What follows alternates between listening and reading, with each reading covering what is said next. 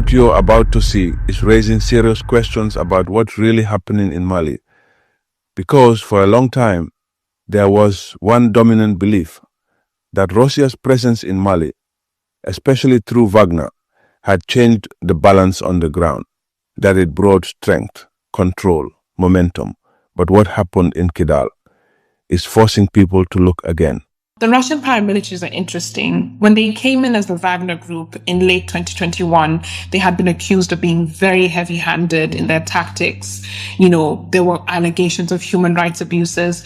The Malian government did deny this. They said that they are working with Russian instructors to train the military forces.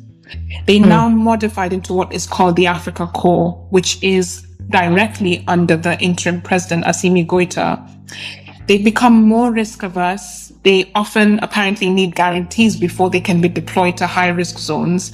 And so this past weekend, one of the most, devastating aspects of that counterinsurgency with the Russians was that they easily ceded ground in Kidal.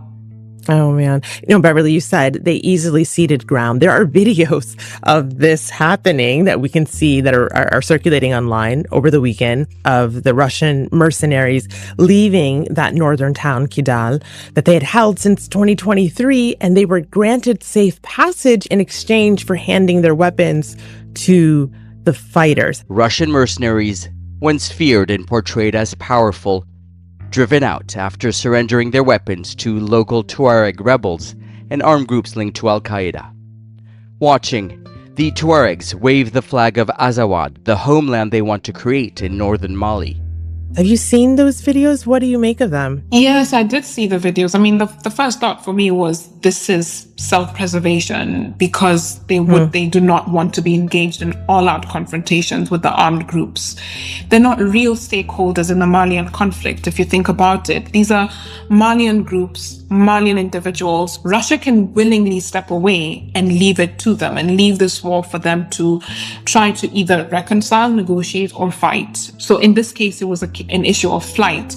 But it tells you a lot about the kind of broader strategy we're likely to see with Russia. There might be some thinking around maybe Russia is not the only answer to this insurgency. Take a close look at that, because that moment is not just another clip, it's a signal. What you're seeing are Russian-linked fighters leaving Kidal, a place they had held since 2023. And according to reports, this wasn't after a major battle. It wasn't a last stand. It was an exit with safe passage after handing over weapons. Now pause for a second, because this is where the story changes.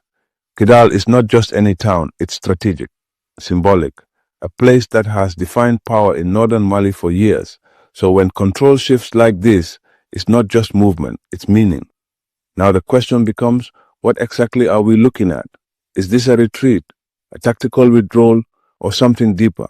Let's break it down carefully, because the surface doesn't tell the full story. When Russian forces first entered Mali, they came with a strong reputation, aggressive, decisive, willing to take risks. That was the image. But over time, that image appears to have shifted. More caution, more calculation, more hesitation before entering high-risk zones. And that matters, because in conflicts like this, consistency is everything. Holding ground matters, presence matters. And when that changes, the entire dynamic changes with it. Now let's go back to what we saw, because the most important detail is not just that they left, it's how they left. Reports suggest they chose to avoid full confrontation, to preserve forces, to step back instead of escalate. Now from one angle, that's strategy. Avoid unnecessary losses, regroup, reposition. But from another angle, it raises concern, because perception is powerful. And when ground is given up, even temporarily, it sends a message to local groups, to observers, to the region. Now here's the deeper layer, and this is where most people miss the point. This conflict now is fundamentally local actors, local dynamics, local realities, and that creates a limitation, because external forces, no matter how capable, are not fully rooted in that system, which means they have flexibility, they can step back, they can adjust, they can disengage. And that is exactly what this moment may represent. Not collapse, not defeat, but recalibration, a shift toward a lower risk strategy, a more cautious approach. But that brings us to the real question. What does this mean for Mali? Because if external actors reduce risk exposure, then responsibility shifts back to national forces, back to internal systems, back to local coordination. And that is a much bigger story. Because now it's not just about partnerships, it's about capacity, structure, sustainability. Can the system hold under pressure? Can it adapt? Can it operate independently when needed? And this is why Kidal matters.